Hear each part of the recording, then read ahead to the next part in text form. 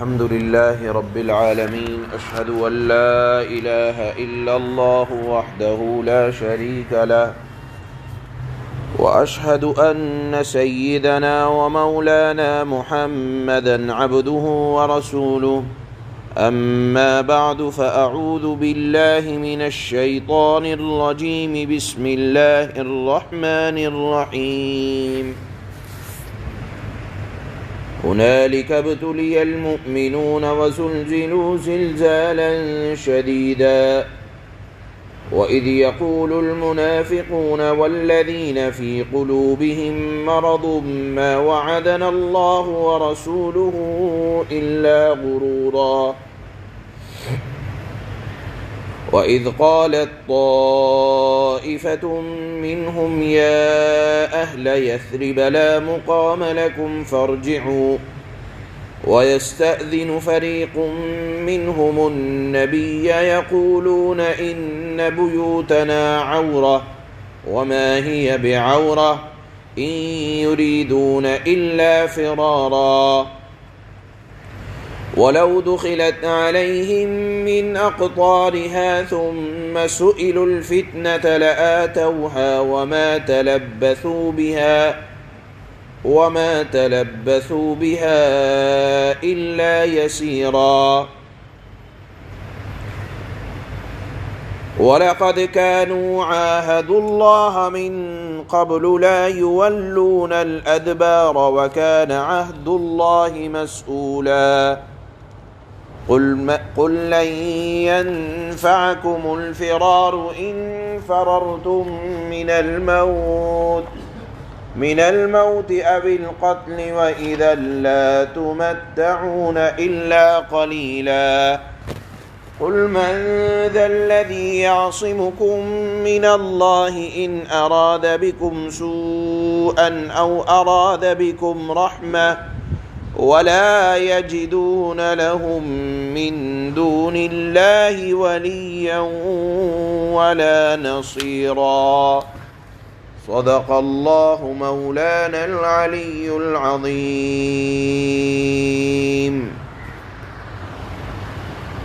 یہ ذکر چل رہا ہے غزوہ خندق کے سخت ترین حالات جو پیش آئے اور اللہ نے اہل ایمان کی کیسے مدد فرمائی اس کا ذکر چل رہا ہے۔ اللہ نے کل کی آخر کی آیت میں ارشاد فرمایا تھا کہ حالات اتنے سخت تھے خندق کے موقع پر کہ ایسا محسوس ہو رہا تھا کہ سارا عرب اٹھ کے آ گیا جناب رسول اللہ صلی اللہ علیہ وسلم اور آپ کی دعوت کو ختم کرنے کے لیے، ساتھ میں سردی غضب کی موسم انتہائی سخت، اور اس پر غضب کہ مدینہ کے باہر پڑاؤ ڈال دیا، خندق بنا دی گئی، اب کھانے پینے کا باہر سے آنے جانے کے سارے راستے بند، تو فاقوں کی نوبت آئی اور اتنی سخت کہ کھانے پینے کو محتاج ہو گئے، اور خود اس کے بعد تمام صحابہ اکرام کی ذمہ داری لگا دی گئی کہ خندق کھودی جائے۔ بھوک کے عالم میں یہ محنت، اور آپ علیہ السلام خود محنت فرما رہے ہیں، اور پیٹ پر پتھر، یہ جو روایت میں آتا ہے کہ آپ کے پیٹ پر پتھر بندھے رہتے تھے، یہ غزوہ خندق کے موقع پر خود آپ کے جسم اطہر پر 2 پتھر بندھے ہوئے تھے، اور حضرات صحابہ اکرام کے جسم پر ایک ایک پتھر باندھ کر وہ لوگ محنت کر رہے تھے، خندق کھود رہے تھے۔ یہاں اللہ نے فرمایا هنالك ابتلي المؤمنون وزلزلوا زلزالا شدیدا، اس موقع پر ایمان والوں کی بڑی آزمائش ہوئی اور انہیں سخت بھونچال میں ڈال کر ہلا ڈالا گیا، گویا کہ اللہ اہل ایمان کا امتحان بھی لیتے ہیں کہ دیکھیں کیا خوشی کے عالم میں صرف اللہ کو یاد کیا جاتا ہے یا تنگی میں بھی۔ اللہ نے فرمایا اتنے سخت امتحان تھا خندق کے موقع پر کہ زلزالا شدیدا، سخت طور پر ہلا ڈالا۔ اتنی آزمائشوں نے، روایات میں آتا ہے کہ شدت بھوک اتنی تھی کہ حضرت جابر رضی اللہ تعالی عنہ نے دیکھا کہ رسول اللہ کے اوپر بھوک کے آثار ہیں، تو جلدی سے گئے اپنے گھر اور اہلیہ محترمہ سے کہا کہ آج مجھے رسول اللہ کو دیکھ کر رہا نہ گیا کہ آپ بھوک سے پریشان اور صحابہ اکرام کی بھوک سے پریشان محسوس ہوئے۔ میں نے چاہا کہ میں اپنے گھر جاؤں اور جا کر تم سے کہوں جو کچھ ہو تم پکا لو، میں رسول اللہ کو کھانا کھلانا چاہتا ہوں۔ حضرت جابر کی اہلیہ نے فرمایا کہ میرے پاس 1 صاع گیہوں، جس کی مقدار موجودہ وزن کے اعتبار سے 3.5 سیر ہوا کرتی ہے، وہ تھا۔ حضرت جابر نے کہا کہ تم اس کا آٹا بناؤ اور آٹا گوندھو، اور ایک بکری کا بچہ تھا، کہا اس کو میں ذبح کرتا ہوں اور تم ہانڈی چڑھا دو، میں رسول اللہ کو بلا کر لاتا ہوں۔ حضرت جابر کی اہلیہ نے کہا کہ دیکھو، صرف اللہ کے نبی کو اور ان کے ساتھ چند مسلمانوں کو بلا کر لانا، ایسا نہ ہو کہ رسول اللہ کو میرے گھر پر لے آؤ اور مجھے ان کے سامنے شرمندگی کا احساس ہو، یعنی کھانا کم پڑ جائے، زیادہ لوگوں کو مت لانا۔ یہ بات چپکے سے جا کر روایات میں آتا ہے کہ حضرت جابر نے چپکے سے جا کر رسول اللہ کے کان میں کہا کہ اللہ کے نبی، آپ کی دعوت ہے اور چند لوگ آپ اپنے ساتھ لے آئیں۔ حضرت جابر کی اس دعوت پر اللہ کے نبی نے اعلان کر دیا، چلو جابر کے گھر تمام صحابہ اکرام کی دعوت ہے، آج رسول اللہ اکیلے نہیں کھائیں گے، لشکر کھائے گا جابر کے ساتھ۔ اور فرمایا حضرت جابر سے کہ دیکھو، اپنی بیوی سے کہہ دو جا کر، جب تک میں نہ آ جاؤں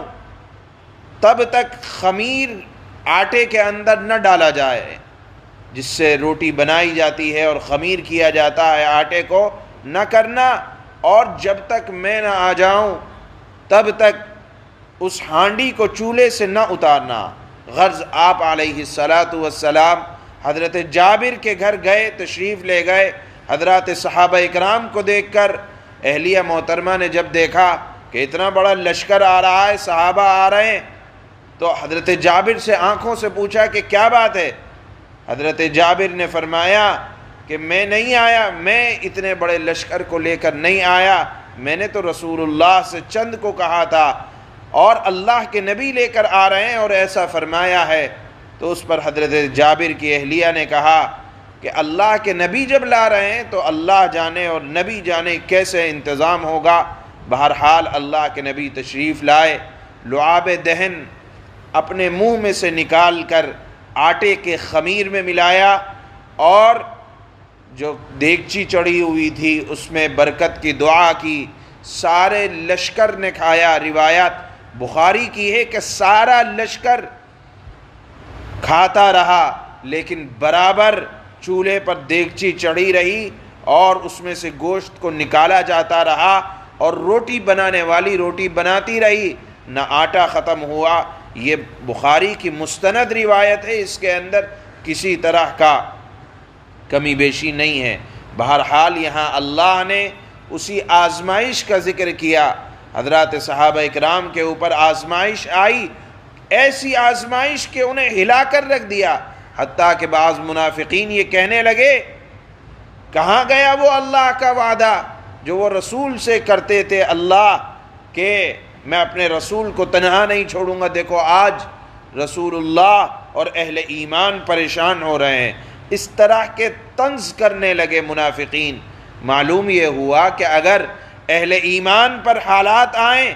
تو اللہ کے سلسلے میں یہ نہیں کہنا چاہیے کہ اللہ کیا ہوا اللہ کو کہ اہل ایمان کی مدد نہیں کر رہے ہیں، یہ منافقوں کا جملہ ہوتا ہے۔ اللہ نے فرمایا کہ اس وقت منافقین غزوہ خندق کے موقع پر یہ کہہ رہے تھے کہ اللہ کو کیا ہوا کہ مدد نہیں آ رہی، اللہ کا وعدہ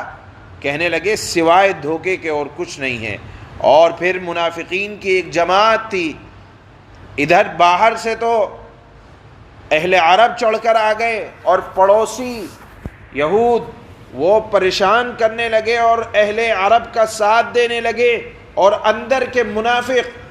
حالات اتنے سخت، وہ کہنے لگے رسول اللہ ہم جو ہے ہمارے گھر چھوٹے چھوٹے ہیں، دیواریں چھوٹی چھوٹی ہیں، ہمارے گھروں کے اندر چوری ہو جائے گی، آپ ہمیں اجازت دیں کہ ہم یہاں سے ہٹ کر اپنے گھروں میں چلے جائیں۔ اللہ نے فرمایا کہ اے نبی صلی اللہ علیہ وسلم یہ منافقوں کے جملے آپ انہیں اجازت دے دیں، یہ منافقوں کے جملے صرف اور صرف اپنی جان بچانے کے لیے ہیں، موت سے بھاگنے کے لیے ہیں، اور دیکھو موت تو ان کے گھروں میں بھی آ کر رہے گی۔ اور پھر فرمایا کہ دیکھو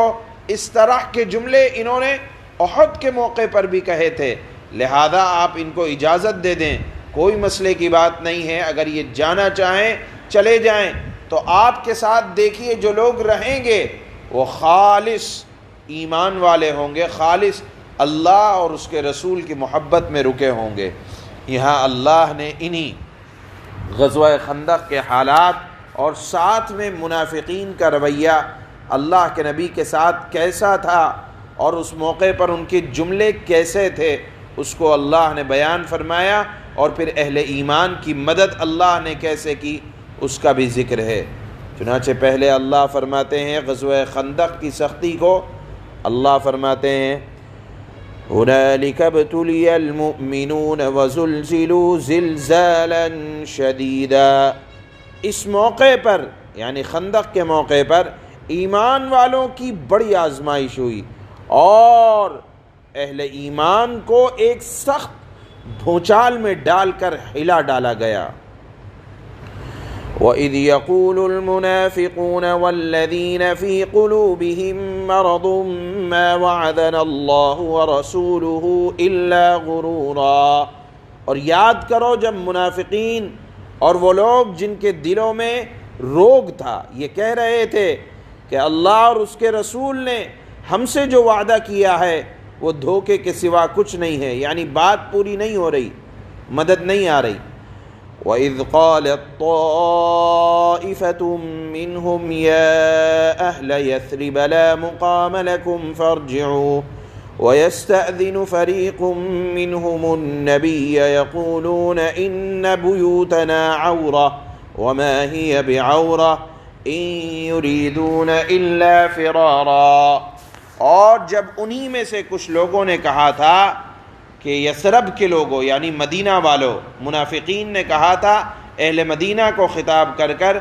تمہارے لیے یہاں ٹھہرنے کا کوئی موقع نہیں، یعنی خندق کے پاس، بس واپس لوٹ جاؤ۔ اور انہی میں سے کچھ لوگ نبی سے یہ کہہ رہے تھے کہ گھر جانے کی اجازت مانگ رہے تھے کہ ہمارے گھر غیر محفوظ ہیں، حالانکہ وہ غیر محفوظ نہیں تھے بلکہ ان کا مقصد صرف یہ تھا کہ کس طرح یہاں سے یعنی خندق کے مقام سے بھاگ کھڑے ہوں اور رسول اللہ کو تنہا کر دیں، یہ منافقین تھے۔ وَلَوْ دُخِلَتْ عَلَيْهِمْ مِنْ أَقْطَارِهَا ثُمَّ سُئِلُوا الْفِتْنَةَ لَآتَوْهَا وَمَا تَلَبَّثُوا بِهَا إِلَّا يَسِيرًا، اور اگر دشمن مدینے میں چاروں طرف سے آ گھسے پھر ان سے فساد میں شامل ہونے کو کہا جائے تو یہ اس میں ضرور شامل ہو جائیں گے اور اس وقت گھروں میں تھوڑے ہی ٹھہریں گے۔ وَلَقَدْ كَانُوا عَاهَدُوا اللَّهَ مِن قَبْلُ لَا يُوَلُّونَ الْأَدْبَارَ وَكَانَ عَهْدُ اللَّهِ مَسْئُولًا، اور حقیقت یہ ہے کہ انہوں نے یعنی منافقین نے اللہ سے پہلے یہ عہد کر رکھا تھا کہ وہ پیٹ پھیر کر نہیں جائیں گے، یعنی احد میں یہ عہد کیا تھا، اور اللہ سے کیے ہوئے عہد کی باز پرس ضرور ہوگی۔ قُل لَّن يَنفَعَكُمُ الْفِرَارُ إِن فَرَرْتُم مِّنَ الْمَوْتِ أَوِ الْقَتْلِ وَإِذًا لَّا تُمَتَّعُونَ إِلَّا قَلِيلًا، اے پیغمبر ان سے کہہ دو اگر تم موت سے یا قتل سے بھی بھاگ جاؤ تو یہ بھاگنا تمہیں کوئی فائدہ نہیں دے گا، اور اس صورت میں تمہیں زندگی کا لطف اٹھانے کا جو موقع دیا جائے گا وہ تو تھوڑا سا ہی ہوگا۔ قُلْ مَنْ ذَا الَّذِي يَعْصِمُكُم مِّنَ اللَّهِ إِنْ أَرَادَ بِكُمْ سُوءًا أَوْ أَرَادَ بِكُمْ رَحْمَةً ولا يجدون لهم من دون الله وليا ولا نصيرا۔ اے نبی آپ کہیں کہ کون ہے جو تمہیں اللہ سے بچا سکے، اور اگر وہ تمہیں کوئی برائی پہنچانے کا ارادہ کر لے یعنی اللہ، تو کون ہے جو اس کی رحمت کو روک سکے؟ اگر وہ تم پر رحمت کرنے کا ارادہ کر لے تو کون ہے جو اللہ کی رحمت کو روک سکے؟ اور اللہ کے سوا ان لوگوں کو نہ کوئی رکھوالا مل سکتا ہے نہ کوئی مددگار مل سکتا ہے۔ سبحان اللہ و بحمدہ۔